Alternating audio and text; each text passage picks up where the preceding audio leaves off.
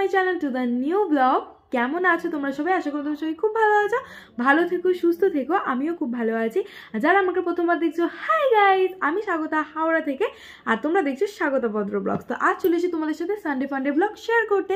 এখন বাজে সকাল 9টা, রবিবার। তো এখন আমি উঠে পড়ে স্কিন কেয়ার করে ফ্রেশ হয়ে নিচ্ছি, তোমরা দেখতেই পারছো। এবার ব্রেকফাস্ট করে নেবো, ব্রেকফাস্ট করে আবার একটুখানি রেস্ট নেবো, ঘুমাতেও পারি। ভাবছো কেন? দাঁড়াও বলছি। আসলে রাত্রেবেলা আমার খুব একটা ঘুম হয়নি, মানিক জেগেছিল, তো মায়েরও ঘুম হয়নি। বাট মাকে যেহেতু সব ঘরের কাজ একাই করতে হয়, তার জন্য মা কাজ ফেলে রেখে শুয়ে থাকাটা একদম পছন্দ করেন। তো সে তার কাজ করছে, তো মা বললো তুই একটু খেয়ে নিবি, রেস্ট নে, কারণ তোর এখন রেস্ট নেওয়াটা খুবই দরকার। তো আমি এবার একটু ব্রেকফাস্ট করে নেবো। আর কী ব্রেকফাস্ট করলাম সেটা দেখতে থাকো, ভিডিও কিন্তু স্কিপ করবে না। রাত্রে কিন্তু খুব একটা ইন্টারেস্টিং জিনিস হতে চলেছে, তার জন্য পুরো ভিডিওটা কিন্তু দেখতে হবে। আর যদি ভিডিওটা ভালো লাগে তাহলে লাইক কমেন্ট শেয়ার করতে কিন্তু একদম ভুলবে না। তো চলো আজকে থেকে দিনটাকে স্টার্ট করি। তো মা আজ ব্রেকফাস্টে বানিয়েছে আলুর চোখা, রুটির সাথে মুসুর ডালের স্যুপটা। এটা আমার সব থেকে ফেভারিট স্যুপ, বাট আমরা যে মুড়ি খেতে ইচ্ছে করছে না, তাই একটু রুটি খেয়ে নিলাম। তার মধ্যে মা এখানে বিছানার মধ্যে সব কিছু রেডি করছিল, যেহেতু শীতকাল, তো নিচে মা স্নান করায় না। ততক্ষণ আমি ওকে কোলে নিয়ে একটু ঘুরছিলাম। ও ঘুরতে কিন্তু বেশ ভালোবাসে, আমি ওকে খুব একটা নিয়ে ঘুরি না, আমার বাবাই বেশিরভাগ ওকে কোলে নিয়ে ঘোরে, মাও। তো বাপিকে দেখলে ভীষণ পরিমাণে ছটপট করে, ভাবে বাপি এসেছে মানে ওকে ঘোরাবে। তো যাই হোক, এখানে স্নান করার পরই এখানে মায়ের একটা পার্সেল চলে এলো। মা একটা অন্য সেলারের কাছ থেকে শাড়িটা অর্ডার করেছিল, আমার কাছে অ্যাভেলেবেল ছিল না তার জন্য। তো যাই হোক, শাড়িটা খুব একটা ভালো আসেনি। আর এই শাড়িটার পিছনে বড় রহস্য আছে। এটা এসছে 2.5 মাস পর, 12 দিন পর এসেছিলো, কিন্তু মা ভুলবশত কাজের কারণে ফোন না রিসিভ করে শাড়িটা রিটার্ন চলে যায়, তার জন্য আবার এক্সট্রা শিপিং চার্জ দিয়ে শাড়িটাকে আনতে হয়। তো যাই হোক, শাড়িটা খুব একটা ভালো আসেনি। তো মায়ের পছন্দ মোটামুটি হয়েইছে, কালারটা ভালোই সুন্দর। তো যাই হোক, এই শাড়িটা মা পরবে সরস্বতী পুজোয়, তার জন্য মা কিনেছে। আর এখানে মা কী রান্না করেছে দেখে নাও। এখানে পালং শাক করেছে, সবজি ডাল করেছে, ভাই আর বাপির জন্য অল্প করে মাটন করেছে যেটুখানি ছিল ফ্রিজে, আর ছিল দই কাতলা করেছিল মা। ভীষণই সুন্দর খেতে হয়েছিল, আর এটা আমার সবথেকে ফেভারিট খাবার, জানো তো। আর এখানে চাটনিও হচ্ছে, ভাতও মা বসে দিয়েছে গরম গরম। তো এখন আমি যাবো আজকে এখন স্নান করতে। তো যতক্ষণ ও স্নান করছে করিনি, এসে ওকে ফিটিং করাতে হবে। তো চলো আগে তাতে স্নানটা করি। তো আমি স্নান টান করে চলে এসেছি, তারপর ওকে ফিডিংও করানো হয়েছে, কারণ আমার স্নান করতে করতেও ফিডিং করার টাইম হয়ে গেছিলো। তো ভাবলাম আগে স্নানটা করে এসছি, ওকে ফিডিংটা করিয়ে দিই। তো ফিডিং করানো ডান, এবার যাবো আমি লাঞ্চ করতে। মা বাড়ছে লাঞ্চ, তো আগে তো লাঞ্চ মেনুটা শেয়ার করেই দিয়েছি একটু আগে। তো এখন লাঞ্চ করবো, তার মধ্যে আমার ফেভারিট ডিশটা আজকে তোমাদের সাথে শেয়ার করবো, রেসিপিও। মা খাবার বাড়তে যাওয়ার আগে এখানে ছাদ থেকে গরম কাঁথাগুলো তুলে এনে রেখেছিল, যেহেতু খাবার টাইম হয়ে গেছিলো তাই গোছানোর আগে চলে গেছিলো খাবার বাড়তে। তাই বললাম আমিই বসে আছি, এখন আমিই গুছিয়ে ফেলি, তো মায়ের একটু কাজ এগিয়ে যাবে। তেমন কিছু কাজ না, তাও যতটা পারি আর কি। তো এখানে সব কিছু গুছিয়ে রেখে দিয়েছি, আর মা একটা ঘরালো জোগাড় করেছে। তাই এই দেখো, এই জানলাটা যেহেতু খোলা হয় না, মা এখানে ওর জামাগুলোকে সাজিয়ে রেখেছে একটা দড়ি বেঁধে। দুটোর বাস্কেট আছে, বাট বাস্কেট থেকে বার করতে হাতের সামনে সবসময় হয় না, তো এখানে খুব একটা সুবিধাই হয়। তো আমি তারপর চলে এলাম এখানে লাঞ্চ করতে। লাঞ্চ মেনু তো আমি আগেই শেয়ার করেছি, যেটা দেখানো হয়নি সেটা হচ্ছে এই আলু ভাজাটা, কারি পাতা, বাদাম, পাঁপড় ভাজা, শুকনো লঙ্কা দিয়ে, যেমন কাজের বাড়ির স্টাইলে হয় আর কি, ঝুরি ঝুরি আলু ভাজা সেটা। আর তারপর হয়েছিল মাছের দই কাতলা। তো এখানে দাদাদেরও খেতে দিয়ে দিয়েছে, তো আমিও এখানে সামনে খেতে বসে পড়েছি, যেহেতু আমি আগে খেয়ে নিই। সানডে একটু সবারই দেরি হয়, তো আমার মা আমাকে আগে খেতে দিয়ে দিয়েছিলো। আর এই যে ডাল দিয়ে লেবু দিয়ে মেখে আর এই আলু ভাজি, জাস্ট অসাধারণ খেতে লাগে। আমার খুবই ফেভারিট রান্নাগুলো আজকে হয়েছিল। তখন এখানে আমি খাচ্ছিলাম বলে মা মানিককে নিয়ে একটু ঘোরাচ্ছিলো, একটু কান্না করছিল বলে, তাই আমি যখনই খেতে বসি ওর কান্না পায়। তো যাই হোক, এখানে বাবি শুতে যাওয়ার আগে ওর সাথে দেখা করতে এসছে, আর ও তো দেখলে বাপিকে দেখলে মানে ছটপটের কোনো সীমানা থাকে না।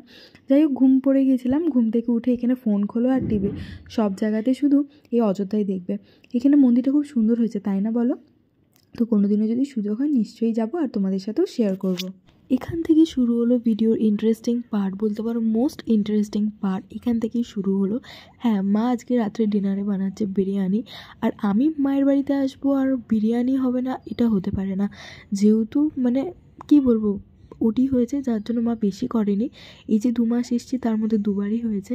আর মায়ের হাতে বিরিয়ানি খেতে আমার বেশি ভালো লাগে, কারণ মা বিরিয়ানিতে আলু বোখরা বা গোলাপ জল, কেওড়া জল এগুলো কিছুই ইউজ করে না সত্যি কথা বলতে, তারপরেও এতটা টেস্টি হয়। মা শুধু একটু হালকা আতর ইউজ করে, আর কি বলো তো, ফুড কালার ঠিক একটা ইউজ করে না, কারণ মা যে মাংসটা বানায় তার থেকেই এত সুন্দর কালার আসে, মানে ঠিক আছে। বাট আজকে যেহেতু ভিডিও করছিলাম, তো মাকে বললাম মা আজকে একটু ফুড কালার ইউজ করোই, কারণ কালারটা আরও সুন্দর আসবে। দেখো, ফুড কালার ইউজ করলে কিন্তু স্বাদের কোনো হেরফের হয় না, আসল স্বাদ আসে কিন্তু এই চিকেনটা থেকে, ঠিক আছে?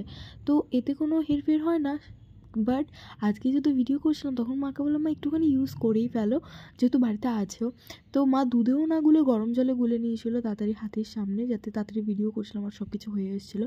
আর এখানে ভাতটা দেখে নিচ্ছিলো মা ঠিকঠাক সেদ্ধ হয়েছে কিনা, সুন্দর ঝুরঝুরে সেদ্ধ হয়েছিল। আর এখানে এই যেখানে মানে দমে দেবে যেই জায়গাটাতে, ওটা তো ঘি মা মাখিয়ে আর তেজপাতা দিয়ে রেখে দিয়েছে। আর সাথে মানে এটা যেটাতে করবে সেটা হচ্ছে আসলে ইডলি মেকার, জানো তো, এর মাঝখানে ওটা থাকে যেটাতে ইডলি করে মেকারটা ওটা, আর এটা পুরো জায়গাটা যেটা বড় জলটা থাকে যেখানে। তো যাই হোক, আর বিরিয়ানি তো ডিম ছাড়া মানায় না, তাই না? মানে এখন তো আর কেউ ডিম দেয় না, বাট আমার ডিম খেতে ভীষণ ভালো লাগে। মানে বিরিয়ানি হবে ডিম হবে না, এটা হয় নাকি? তো ডিম দিলে আরও ভীষণ। এই যে দেখো মা বললাম না জলে গুলে রেখেছে, এই যে মা জলে গুলে রেখেছিলো অল্প একটুখানি, তো সেটাই মা দিয়ে দিচ্ছে। ভীষণ সুন্দর খেতে হয়েছিলো জানো তো, মানে না তোমরা খেলে বিশ্বাস করতে পারবে না। আমি বাইরে খুব একটা কিন্তু বিরিয়ানি খাই না। মা তোমরা দেখতেই পাচ্ছো মা এখানে সব স্টেপভাবে সাজিয়ে নিচ্ছে। মাঝখানে পুরো মাংসটাই দিয়ে দেয়। অনেকজন কী করে একবার ভাত দেয়, একটু মাংস দেয়, একটু জুস দেয়, আবার ভাত দেয়। অনেকজন অনেক রকমভাবে সাজায়। আমার মা এইভাবেই সাজায়। যখন কম জনের বিরিয়ানি হয়, যখন অনেকজনের বিরিয়ানি হয় তখন মা সেই রকমভাবেই সাজায়। তো যাই হোক, এখানে মা স্বাদ মতো নুনও দিয়ে দিচ্ছে। আর তোমাদের দেখালাম পুদিনা পাতাগুলো, ওই পুদিনা পাতাগুলো কিন্তু আমাদের গাছে, ছাদে মা টবে বসিয়েছে। তো মা যখনই বিরিয়ানি করে বা কাবাব ফাবাব কিছু করে তো ওখান থেকে তুলে আনে। মোমো করলেও চাটনি করার জন্য ছাদ থেকে তুলে আনে। তো বেরেস্তাও মা করে রেখেছিলো, এইগুলো মা এবার উপরে দিয়ে দেবে। আর বেরেস্তা দিয়ে উপরটা সাজালে কি সুন্দর লাগে না, খেতেও যেমন সুন্দর। আর তারপরে এখানে মা পুদিনা পাতাগুলো দিয়ে দিচ্ছিলো। হ্যাঁ, এবার ভাবছো কেন পুদিনা পাতাগুলো বেঁচে দিয়েছে, সবগুলোই তো ফ্রেশ। এখানে শুধু পুদিনা পাতা নেই, বন পাতাও আছে। বাপি রাত্রিবেলা তুলে এনেছে, বাপি অতটা বুঝতে পারিনি বলে একসাথে তুলে এনেছে। মা যখন তুলতে পাঠিয়েছে তখনই আমাকে বলছে, জানিস তো তোকে বাবাকে তুলে আনতে বলেছি, দেখবি অন্য কোনো পাতাও তুলে নিয়ে আসবে, পাশে যে বন পাতা হয়ে আছে।